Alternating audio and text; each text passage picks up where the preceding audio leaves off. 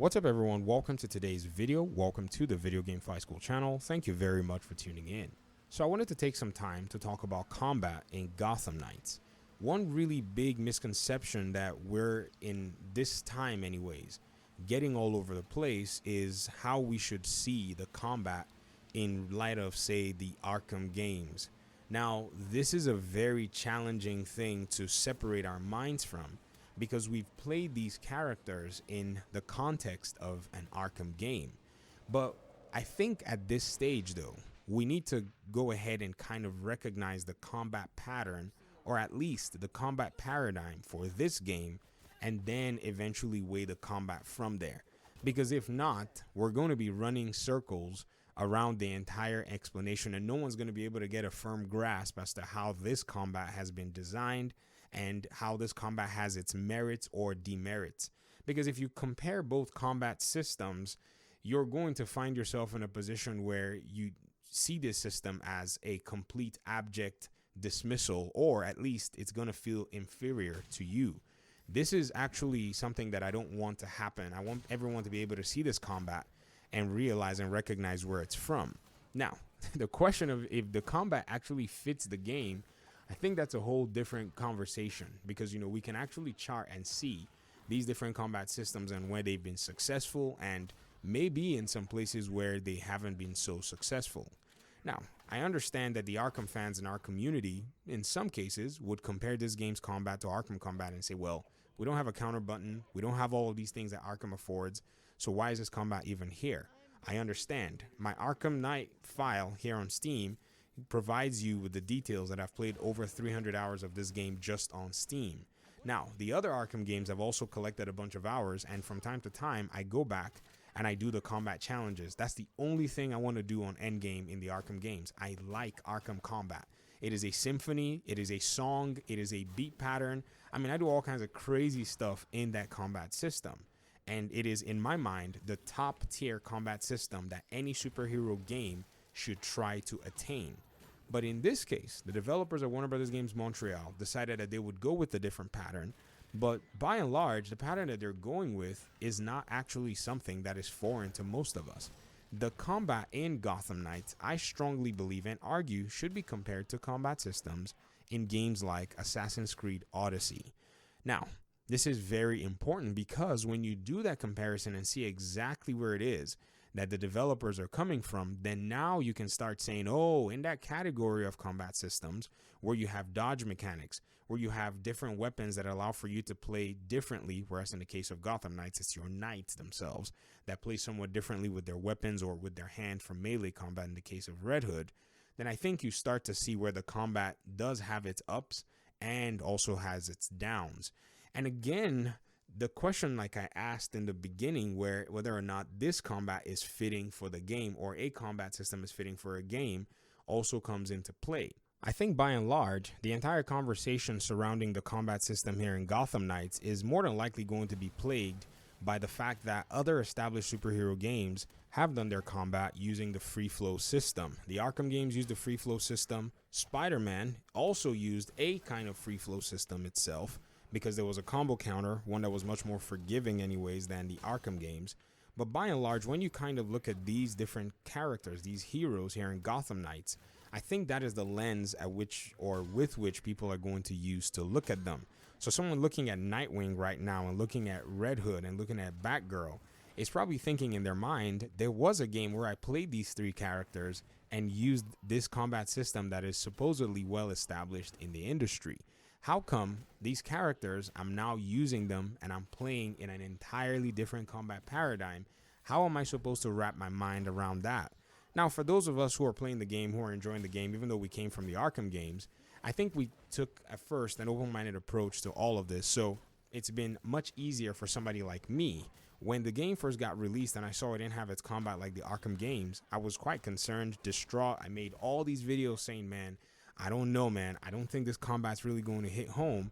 But then eventually, as I was doing all of these expositions in terms of how the combat looks and doing research, I eventually found out that the combat was just another combat system for a different game. I think that was the moment it started to hit me as to how different this game was going to be. And with this general perception, I think it probably is going to have some connotation on the sales perspective of the game. Sadly, this is not something that concerns most of us here because we're playing the game for ourselves. But when you look at, say, the development team, and you look at, say, the marketing team and people who came into bringing this project into their concept, it's probably going to be something that they need to take note of. Not saying that they probably should have gone ahead to make another Arkham game.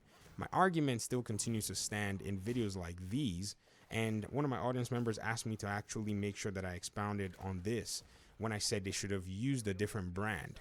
The Batman brand is very unique and specific. There are things that are needed to be seen when you make anything Batman, an animated series, movie, or even a video game at this point, since Rocksteady defined things. You know, Christopher Nolan was also one of those who kind of set a landmark in his own Batman movies, but other directors have been able to do a decent job with the character. But in doing that, they made sure that they kept some core aspects to it. Batman, in the minds of all these gamers who could have been somewhat of an audience to this game, is expected that there is, if he's associated with anything, that there's a combat paradigm of that sort. I strongly believe that Gotham Knights should have probably taken on, say, another group of DC heroes to have done the job here. And sadly, their own Suicide Squad game was canceled. If at all, their Suicide Squad game was going to maybe represent what we have now in this particular game, I think something like that would have really worked. The reason is because we haven't really seen a lot of the Suicide Squad members in a video game, and so they would have probably established that whole concept using an entirely different set of superheroes. Now, with Rocksteady's game on the horizon, they're coming in with a shooter, and that concept might actually sell because those characters have not necessarily been explored as much. Yes, granted, Harley, she's been in the Arkham games, but in this particular universe and this paradigm and with the scenario, I think Rocksteady is taking their time to maybe establish this and kind of keep it in its own little box. This is where I think Gotham Knights is going to struggle in convincing the crowd who have this perception. Now, like I said, for most of us, it doesn't bother us, doesn't change our mind, doesn't change our gameplay. We're enjoying the combat, we're enjoying the progression, and some have said that the combat systems did not seem to add much depth to, or the skill tree did not seem to add much depth to the combat. I disagree, and you're talking to an Arkham player, you're talking to somebody who also is a Mortal Kombat player. I can tell you that this skill tree with the combat systems that are available really does add a level of depth to the combat. When you eventually start playing against hordes of enemies, depending on the difficulty that you're playing on, depending on the character that you're playing, it really does show. Example is, if you're using Red Hood, he is a character that's a brute, does a lot of damage when he fights, and so with him, all you got to really work on is a lot of the way your combat works with the marksman skills and, the way he uses his projectile weapons in doing all kinds of fun stuff. And so his combat will require for you to be, in a sense, very well, positioned to be able to leverage all of that, build your momentum meter. And it's actually, in my opinion, much more forgiving than, say, the other knights. When you then go in with a character like, say, Robin, who I'm using extensively, it really does push you to be able to learn how to do your perfect strikes, because those perfect strikes will really benefit you because he doesn't deal a lot of damage. So now your perfect strikes are something that you're paying very close attention to, because when you deal them, you can then build meter to then do your momentum abilities. So there's this rhythm that the combat actually does go with. And so you, as the player, would have to develop your own based on your character and based on how you play. You will only notice this nonetheless, though, if you play the game. There's no way I can explain it to you that will kind of give you a sense of what it's all about. So I've tried my best to give a fair measure within which we can compare the combat for Gotham Knights if we were to maybe, close our eyes to the fact that we've seen and played some of them in the Arkham paradigm. And then that way we can say, okay, in this particular comparison and combat systems, how does Gotham Knight fare? I think it actually does well, which is crazy because by and large, with everything else going on around the game, it is nice to be able to see that there's something that is done very well. The challenge, though, that I see is depending on the length of the game and depending on the way the game progresses, this is what's going to really challenge a lot of players. But here's the thing. The variation in the characters, if you can find yourself even two characters that you like, the game automatically opens up an entire different dimension. I like the way they designed a lot of the systems in the game, but it just also struggles because I think in the gaming world, no one has really done anything like this in a long time and at this scale. I think that's what it is. If I wanted to cite a video game that I remember like this, are we looking at Batman Vengeance? Is that what we're looking at from the PlayStation 2 era? Or maybe some other game has been out here in a while that we missed.